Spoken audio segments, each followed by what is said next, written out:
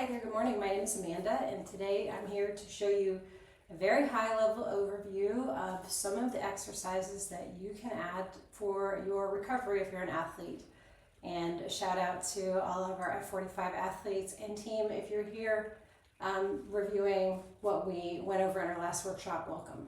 So for this recovery flow, we're going to start with supine diaphragmatic breathing. So what this looks like, and this is going to be quick. What this looks like is you'll come into a reclining position. You want to bring your yoga triangles with the long flat side or the landmark side face down underneath the small part of your back.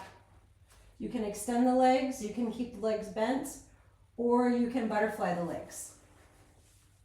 And so this is going to help you support the low back and then breathe into the belly. If you desire to add some movement here, you can also tilt the tailbone back and forward. This is a really great way to get started and grounded in your practice. Another high-level note, myofascial release and breath work works much better when you give yourself 3 to 5 minutes for each variation that you're doing. So again, we're just going to start with the supine diaphragmatic breathing. If you want, you can add movements. So this is anterior and posterior pelvic tilting, and you'll feel how this can open up your low back. From here, we'll remove the triangles and we'll roll over. You can literally roll sideways. I'm just rolling this way because I want to be toward the light. You roll over and you'll bring the triangles to underneath your shoulders so that the shoulder bones are supported. And you'll bring the head forward, and this is going to be another prone position where we're opening the collarbones in the chest, and from here you'll hang out for a while. This is a nice opportunity to breathe into the top of the chest, to try to relax the shoulders, to notice the upper back. Same thing here, 3 to 5 minutes. In a class, this is where I might move through the room and put my hands on your back to help you sense where you need to breathe. The next thing we're going to review is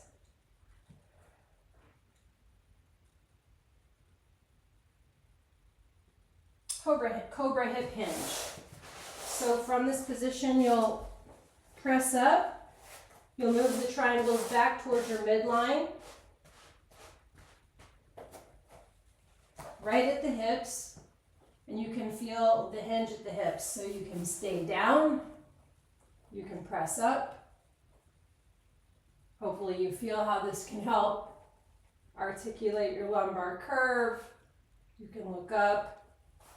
You can also take more of a passive approach here and really get a sense of how the fascia releases as the triangles get into that tissue. From our hip hinge, with the collarbones, we'll move into Serratus rolling. So we want to bring the triangle to its longest flat side, just one, and you'll palpate about 4 fingers below your underarm. And this is going to put you into your serratus tissue, and you'll just roll. You'll know when you have it because it's a trigger point. So this is a release. So we'll roll, roll, roll. You want to do this for 2 to 3 minutes. Again, this is high level. And even with just this short amount of time here, I can feel how it connects all the way into my shoulder muscles, my lats, my serratus, and into my pecs, into the front of my chest. When you come up, you should notice and feel a visible opening across the shoulders and all the way up into the neck and the jaw. From here, we'll move into a biceps release. So you want to find kind of the belly of the biceps, about 4 fingers down, and we'll do the same thing. The arm will be extended, same rolling technique. Arm is, again, extended, and we roll. And we'll feel the biceps catching and rolling. This is just to continue to complement releasing the shoulders, the neck, and the muscles in your arm. 3 to 5 minutes. Again, even just this short amount of time, you can probably notice that my shoulder has dropped. I also feel a release in the jaw and the neck. So we want to do both sides, but again, for our high-level overview, for those of you here today who are just checking in and want to get a sense of what a recovery workshop or flow looks like, this is just a quick and simple sampling for you.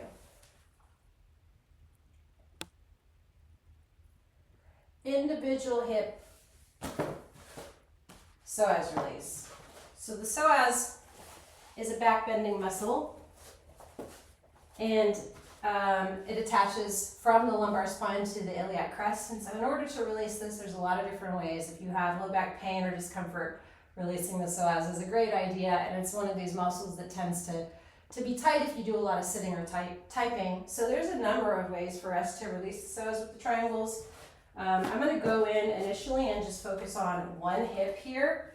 So I can find the front of my iliac crest, place the triangle there, and I can rotate my hips from side to side on either side. You do need to have a bit of curiosity for this type of practice. It's also helpful if you can remember to breathe. I also enjoy moving my shoulders all the way over, and even sometimes pressing up. You might notice that by bending and extending the leg, you access more connective tissue. You can also pull the leg up into this folded leg variation. Again, we want to do this on both sides. For this high-level overview, I'm just demonstrating one side. To move directly into the actual single triangle point psoas release, we want to feel about 4 fingers below the belly button. Here's my belly button, about 4 fingers below. And we're going to take the peak point of the triangle and hang out here. So earlier when we did our Cobra hip hinge, we were on the bones and the kind of moving into the connective tissue surrounding above and below the bones. Here I can curl my toes under and lift my knees, or I can take a completely passive approach. And after this, again, 3 to 5 minutes, after this, when I check my back bends, my Cobra, I have much more room for movement. That's the fascial releasing. Glute trigger point release. This one is great. You can get into it a number of ways. I like to get into it from a bridge. So I'll recline back, keep the triangles handy, and the point of the triangle comes underneath the glute. So I can work with just one foot here and really feel how I can get into the trigger point. I can move the knee around. I can extend the leg. You might even put a block or something flat under the other glute so you can relax here. So what this looks like in terms of the positioning under my butt is this position here. So I can relax my right glute while I work the trigger point on my left glute. And I can do the same on the other side, or I can use both peak points at the same time. Woo, that's intense. I like a good trigger point release though, so if you like a good trigger point release, you'll like this. And then you also have the option of turning the long part of the triangle away from the head, the short part toward your head, and doing the same thing. So it's just a different way of using the peak to access more of the connective tissue. And what you'll discover as you begin exploring how to use the triangles, especially if you like feeling and doing this kind of exploratory work in your body with myofascial release, is other ways that you'll want to use them. So there's the glute release. And the last thing I want to show you is for our athletes, this is the calf release. So calf myofascial release.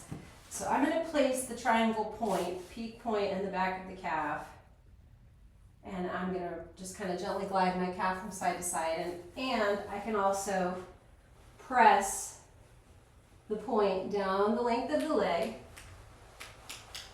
catch at the Achilles tendon and stretch forward here.